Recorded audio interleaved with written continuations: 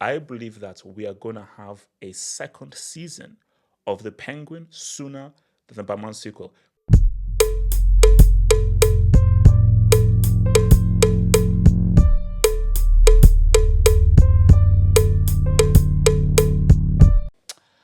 Oh boy, what's happening with this DCU? What's happening with the DCU, man? The Batman 2 has been delayed by a year to October 1st, 2027. So you say to yourselves that you can view this in two ways. But there's a way that I believe it's real, but you can view this in two ways. So there's a glass half full and a glass half empty way of viewing this. See, the glass half empty, sorry, the glass half full is you want to make sure that you have the right script and the right story. And if it takes 5 years, 4 years, 6 years, as long as we get a great film and a great story, it doesn't matter how long it takes.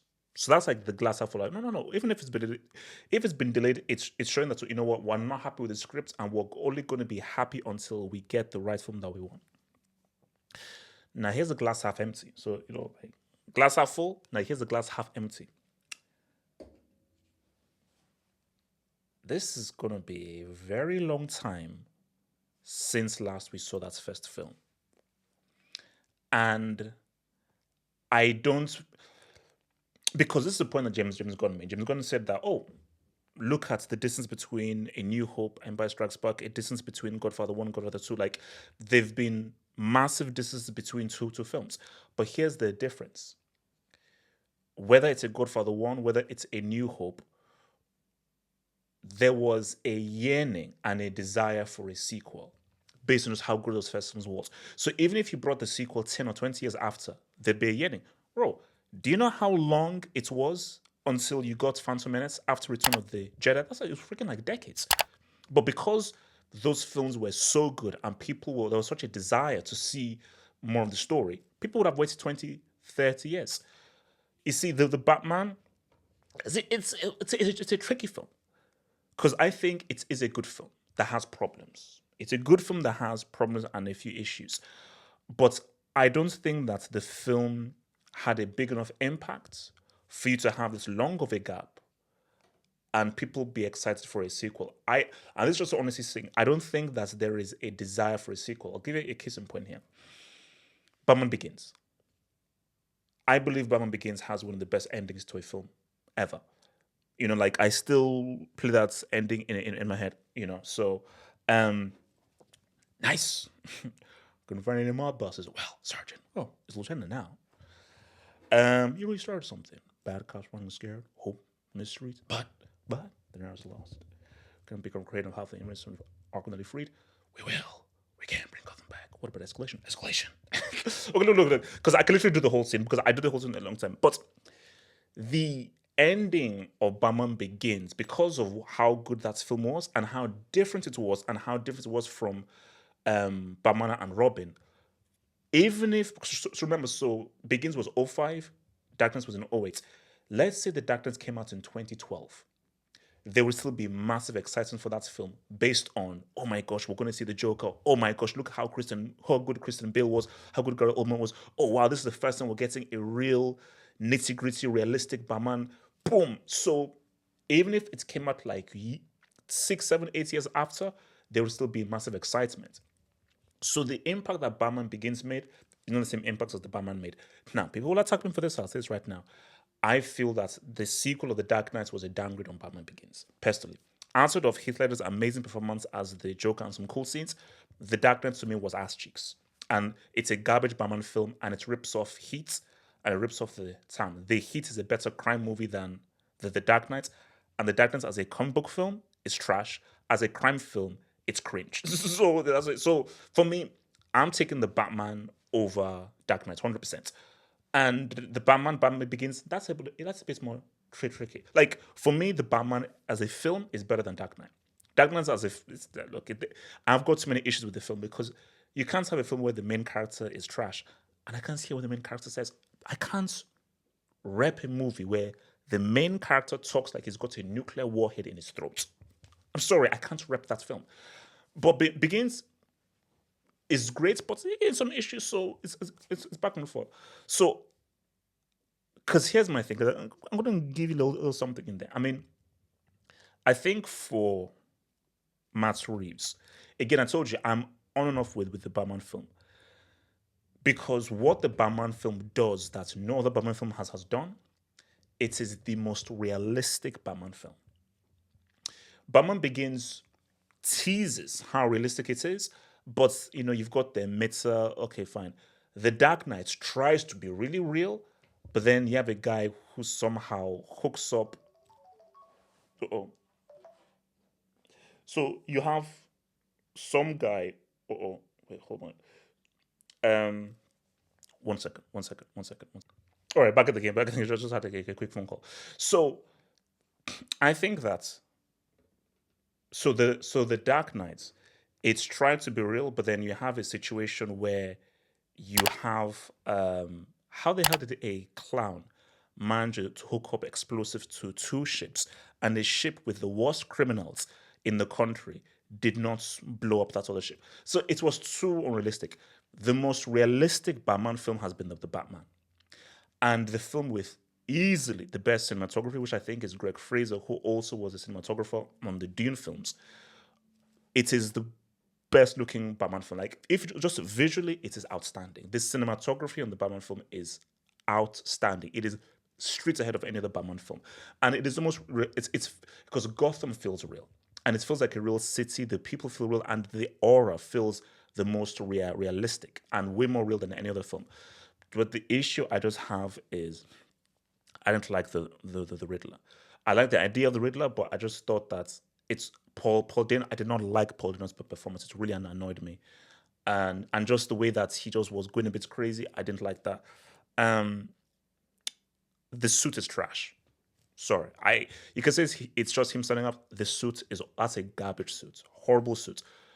And Robert Pattinson was cool. I think Robert Pattinson was good, but the suit didn't help him. And also, I didn't like the fight scenes. And also, that's what, and for me, I think the worst part of Nolan's films, even if they were very well made, very well acted, the fight scenes in the fights choreography in the Nolan Batman films are amongst the worst fights choreography I've ever seen in my life. Like, I cannot think of many major films that has worst filmed fights choreography or worst presented fights choreography than the garbage in those Batman films. And bro, don't even get me started on that piece of crap that is Dark Knight Rises, which is a trash film. Um, so I just this film didn't hit the landing as much as it was because I think what this film was supposed to do was detective and be a really good quality detective story. And I felt that it achieved that in bits because I thought that the back and forth between Pattinson and Jeffrey Wright Gordon was really, really good. And I liked that partnership that they both had. And the detective work was a lot better done, better than any other film. But there were just a few scenes that I just felt just did not really work well. But basically, it worked more than it didn't. But I think the biggest issue was the Riddler. I just thought that's the way he was written, the way it was acted. I think that if you had a better actor with a better performance, it was better written, better presented, you have an amazing film. So I think just the presentation of the Riddler, I think that's brought the film down. But so because it didn't really stick the landing as much, this gap between this film and the sequel, I'm just not sure if in 2027 people are going to be excited for the sequel. People will be excited because it's a Batman film and he's so popular. But will you be excited to watch a sequel to this film?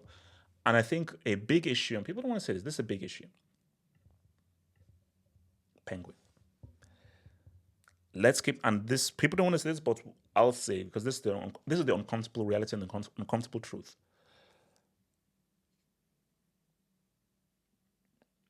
The Penguin is the Penguin as a TV show was better than the film.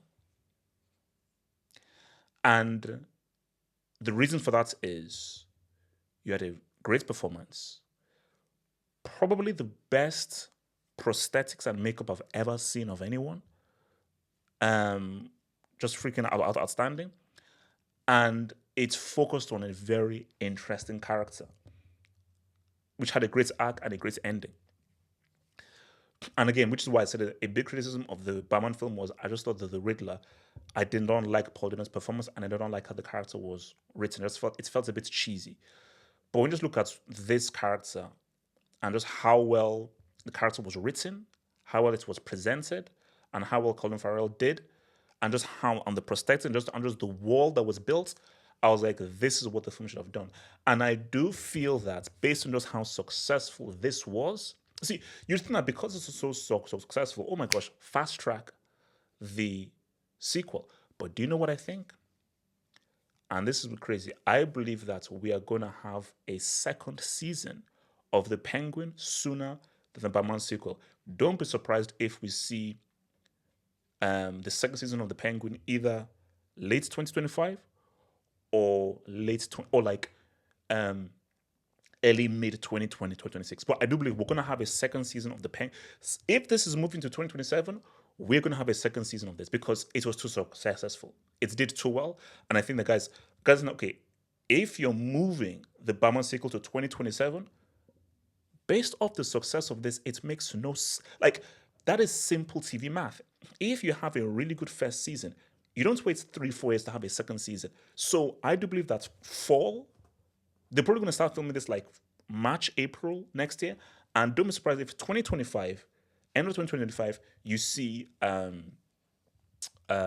second season of the Penguin because it was so good, you know.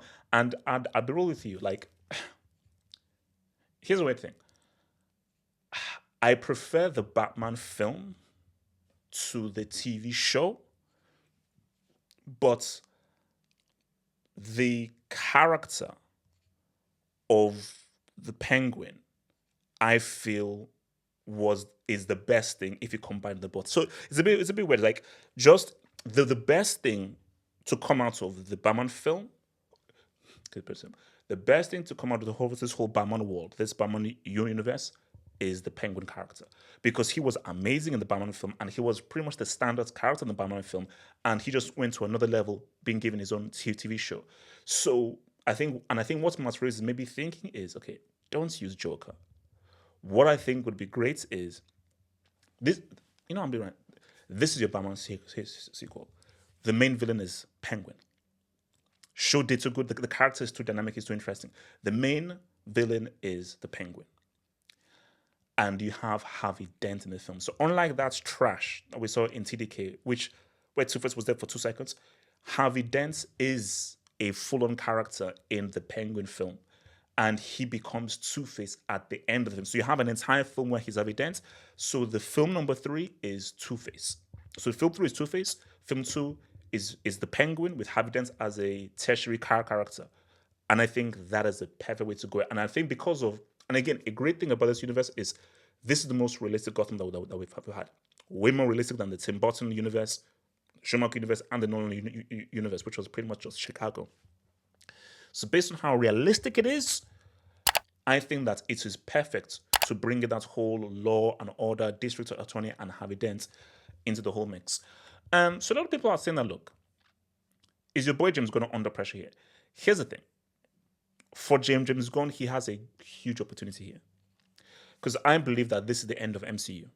Now, beyond that, I feel that this whole comic book movie thing might be towards its end. And I think what you should be doing is scrap universes and just focus on films. Because I think what you're having is greed. MCU was so successful, it's made so much money, everyone wants a universe. Last night, I was just watching The Mummy with Tom Cruise, where they wanted to start a whole dark universe of Frankenstein and all these monsters. But the film was so crap. Right. The film was so crap, like the universe didn't not even launch. So your films actually have to be good. But I feel that personally for me, they wouldn't do this. Just make great films. Just make great films. They don't have to be interconnected or a universe. Just make great films. But fine. If you want to be greedy and you want people to watch the TV shows, they have to watch the films, so you'll get pretty much assured money. Superman has to work. I think that, because remember, the Batman is not part of the DCU. He is in a separate universe, which I think works better. Because James Gunn said he was thinking of having Pattinson as a as the DCU Batman, but no.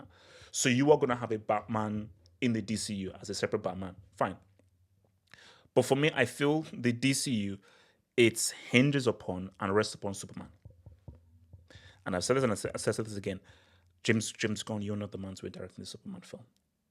And James Gunn has to realize that if Superman doesn't work, the DCU is finished.